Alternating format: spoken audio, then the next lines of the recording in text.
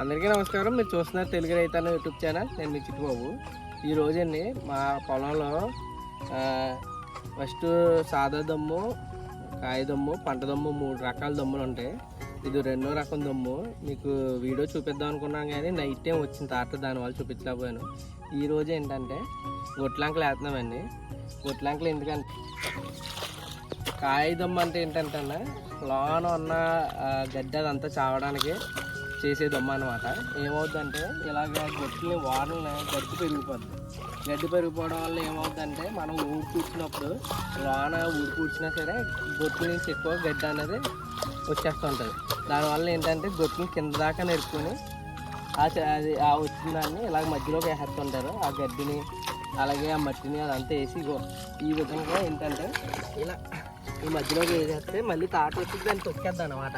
ఇలాగ మళ్ళీ గొట్ల వారినే వదిలేయకూడదు. దాన్ని కొంచెం మధ్యలోకి వేసేసుకుంటూ ఉంటే తాట వచ్చి దాన్ని తొక్కేద్ది. దానివల్ల ఏమవుతుందంటే మొత్తం గొట్టు వారిని కూడా మధ్యలో ఎలాగైతే ఉందో మెత్తగా అవుద్దో అలాగే గొట్ల వారిని కూడా అలాగే అవుద్దండి. దానివల్ల ఉపయోగం ఏంటంటే మనకి ఎక్కువ గడ్డి అన్నది రాదు.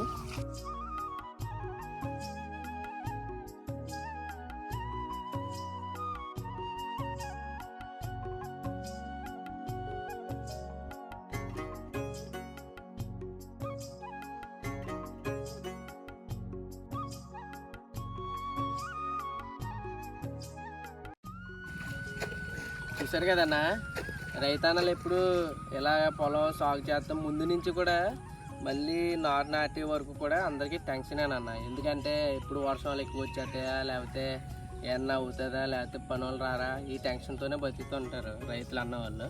దీనివల్ల ఏంటంటే పాపం రైతులు ఎక్కువ ఇబ్బందులు పడతారు.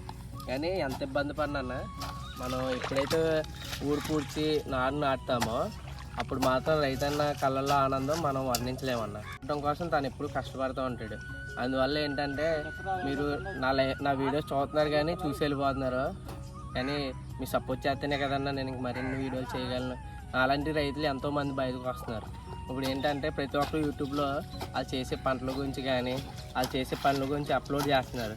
దానివల్ల ఏంటంటే రాబోయే యువతకి వ్యవసాయం మీద ఇంట్రెస్ట్ కలుగుద్ది అన్న. ఇంట్రెస్ట్ కలగాలంటే మీరు వాళ్ళని ఎంకరేజ్ చేయాలి. ఏ విధంగా మీ చేతిలో ఉన్న ఫోన్లో నుంచే వాళ్ళకి ఎంకరేజ్ చేయాలంటే సబ్స్క్రైబ్ చేయండి అన్న, లైక్ చేయండి, షేర్ చేయండి. దానివల్ల ఏంటి ప్రతి ఒక్కరు వ్యవసాయంలో ఉన్న మెలకువలు తెలుసుకుంటారు. దానివల్ల వచ్చే లాభాలు తెలుసుకుంటారు.